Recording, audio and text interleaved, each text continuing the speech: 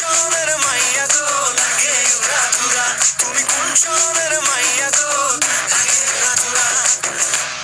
Hello WhatsApp guys, সবাই কেমন আছেন? আশা করি অনেক ভালো আছেন। আজকে আমি অনেক অনেক অনেক অনেক অনেক এক্সাইটেড, কারণ তুফান সিনেমা আর উড়াধুরা গানের টিজ চলে আসছে। এত আনন্দ লাগতেছে আপনাদেরকে বলে বোঝাইতে পারবো না। আমাদের মেগাস্টার শাকিব খানকে কি লুক রে ভাই, কি লুক!